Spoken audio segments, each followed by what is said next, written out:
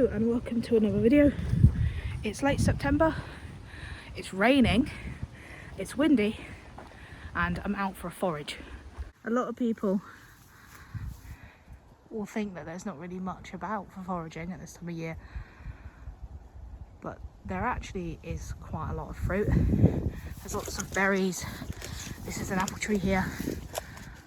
It's not got as much on it as it had last year, but there's definitely something that I could take home.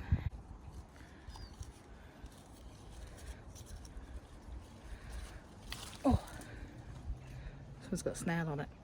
Found some blackberries that are half decent, but a lot of these young vines aren't really producing anything.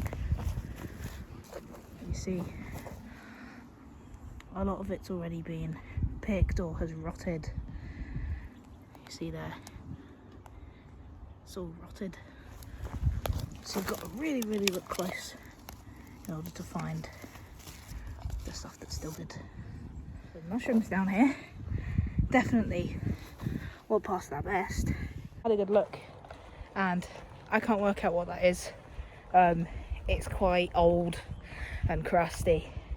I thought it might be honey fungus, but it's not got the black at the bottom of the stem and it's not got the little skirt that honey fungus usually has. So we'll leave it behind. Right guys, so there's two mushrooms down here. There's these guys and there's these little guys.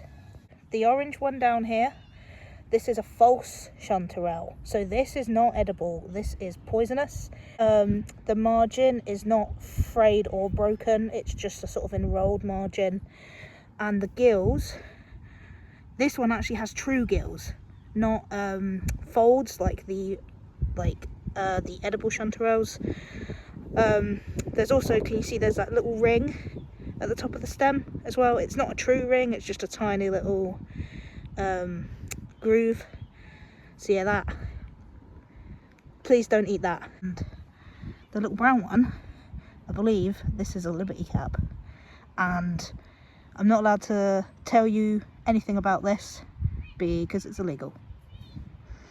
We're actually going to take the false chanterelle with us because if we find an edible one, then we'll be able to compare them. Well, there's something going on. Ooh. This is a puffball. Puffballs are a fantastic mushroom, especially if you're new to foraging. They do have a poisonous lookalike. The earth balls are poisonous lookalikes, and also things like the young stinkhorn, although the egg of the young stinkhorn is technically edible.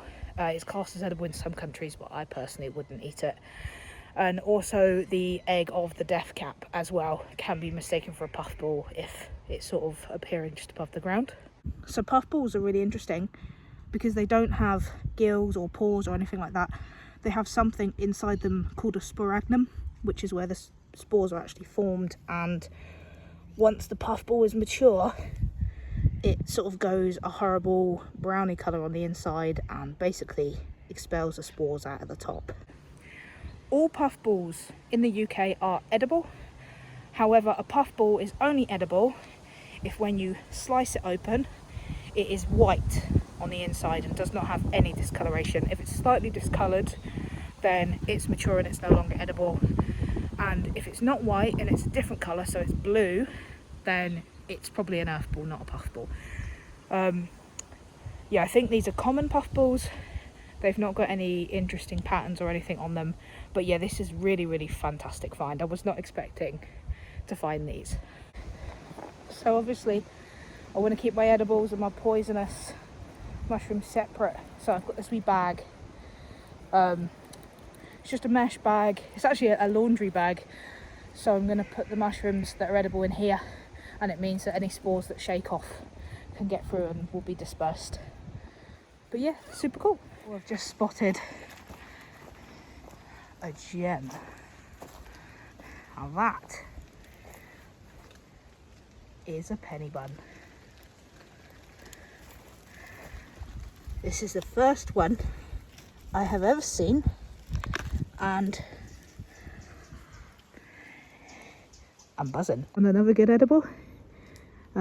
This is a birch bolete. I believe this is a brown birch bolete. So the same family as the porcinis, the boletes family. Also mycorrhizal with the birch. But yeah, this is also a good edible. So I think this is clustered dome cap, or the fried chicken mushroom. This isn't a mushroom that I'm very familiar with, so I won't be taking it with me. But yeah, this, if it is what I think it is, then it's edible, but because I'm not 100% sure, I'm gonna leave it behind. We've just come into a different part of the forest now. I'm not expecting to find anything really too crazy in this bit. I'm more looking for somewhere to sit down now so that I can show you what I've got. There are a lot of plants that I have actively chosen to walk past and not mention, just because I've mentioned them maybe 2 or 3 times in a previous videos. So if you're new to my channel, then be sure to go and have a look at some of my other foraging videos and some of my plant ID videos if you would like to see more. Yeah, there are things that are just around all the time that I've chosen to not talk about, but I've just spotted something that I am going to talk about. Something, ta-da, is this. Earlier we found some puffballs. Well, that is a common puffball, and that is a really, really gorgeous puffball. Absolute carpet of wood sorrel, and I will be taking some of this because I love it. I'm not gonna talk too much about it because that's one that I see all year round, all the time, pick all the time, eat all the time.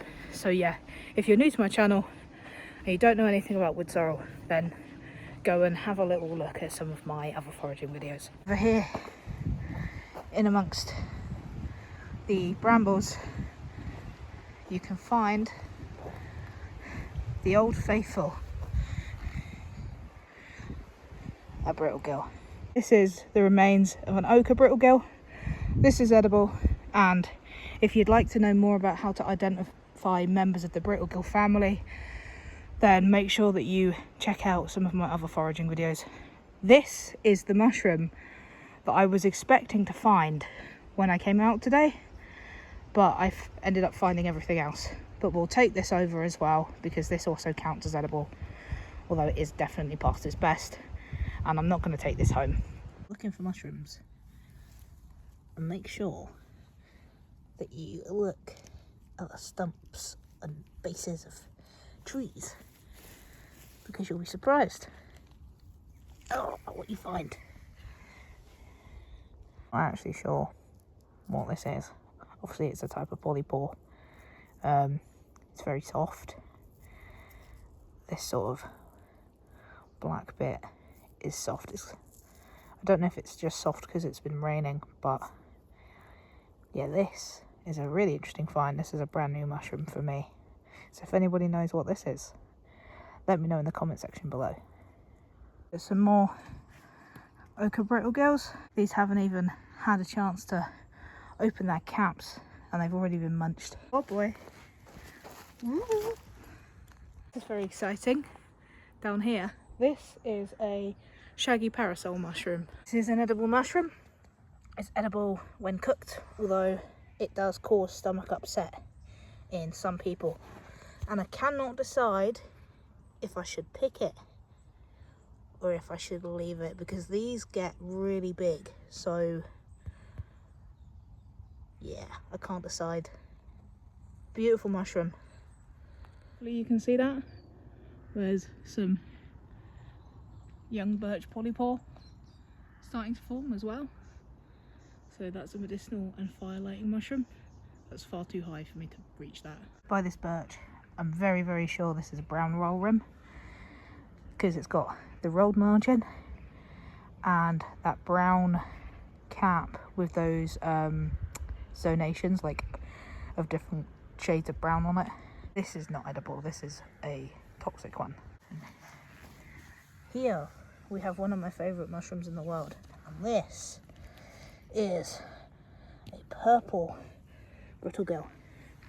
This is a lovely edible mushroom, really easy to identify, and yeah, I'm really happy to see this. This is my log of choice. Got my poisonous ones and the ochre brittle gill, which isn't poisonous, but I won't be taking it home. And then the edible mushrooms are in this bag. These are the ones I'll be taking home. I'm going to wash my hands and handle these guys first, and then I'll handle the rest of them. Well, we've officially stopped collecting. It's been a really good trip as far as I'm concerned. There's been a lot of mushrooms that I've not seen before, and there's been some that I know about that I don't see very often. It's been really cool. So for the bag of edibles, we have 3 species in here. We've got this mushroom, which is a brown birch bolete. So this has pores instead of gills, and you can see it's got this sort of almost dirty look to the stem. Now I believe this is a mycorrhizal fungus, obviously with the birch, so you'll find this growing with birch. This can be mistaken for the orange birch bolete, but obviously the orange one has an orange top. So the second one, which is the one that we found in the most abundance, is the porcini mushroom. So this is a prized edible mushroom. There are a couple of different boletus mushrooms that look like this. The summer bolete, for example, looks a bit like this. The general rule with boletus fungi is that they must not have any blue or red on them. They mustn't stain when you cut them, so no blue staining. But also the other thing that people forget is that they must be growing actually rooted in soil, so not growing off of a log or growing off of a different mushroom. For example, there's a type of boletus mushroom which is parasitic and grows off of the earth ball, and obviously you wouldn't want to eat that because the earth ball is toxic. So by default you can expect that mushroom will be toxic as well, because mushrooms, they do take up toxins and concentrate them in their fruiting bodies. So yeah, if you're new to foraging, I would recommend that you start with either the brittle gill family, because even though some of them are toxic, none of them will kill you, or you start with the boletus family or genus, whatever you want to call it. And then the last mushroom that is edible, we spotted, is this puffballs.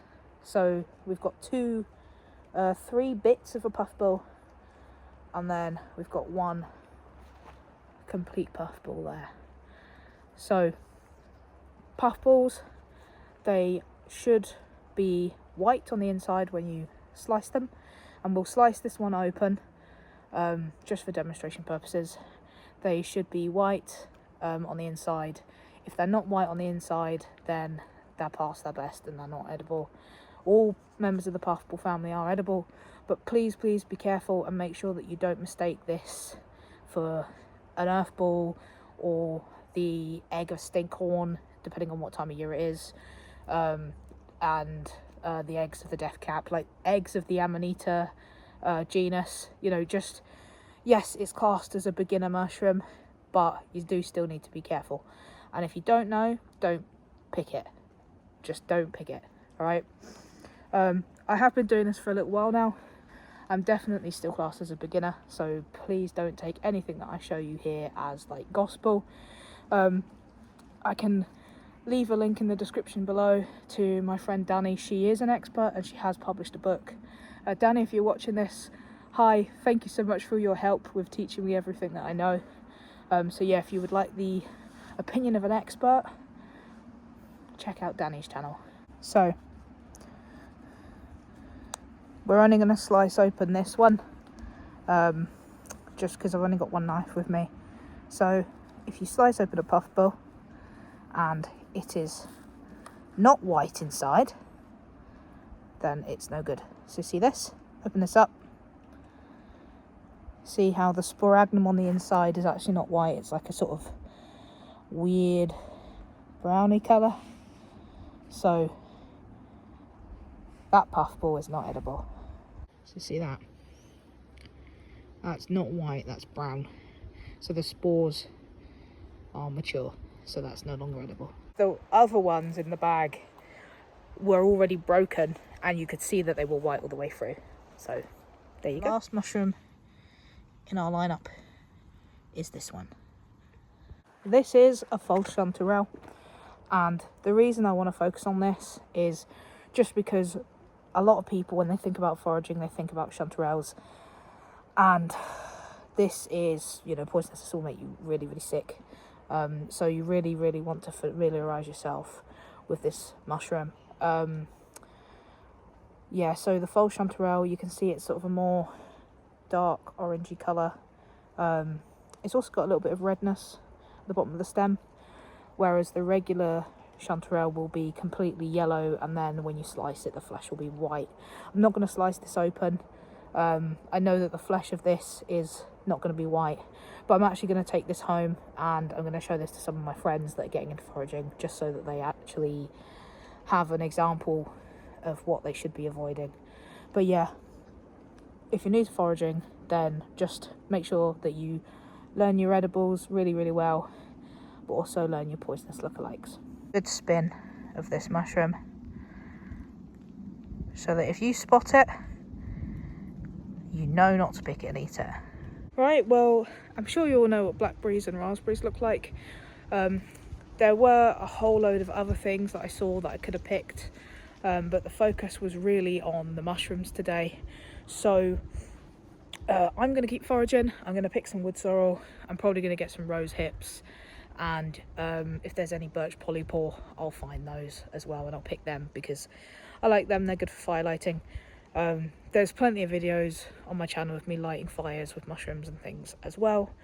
Foraging is a really, really important bushcraft skill. It's a skill that I think everybody should learn, and whether you're into the knives and the shelter building, or the friction fire lighting, or the weaving, whatever it is that you're into, I advise that everybody adds plant identification and foraging to your little basket of skills. Like what you see and would like to see more videos from me, be sure to like, subscribe, leave me a little comment down below, letting me know what other kinds of videos you'd like to see. And yeah, I'm gonna get going because it's still raining and I'm getting a bit cold. But yeah, thanks again guys, and I will see you in the woods.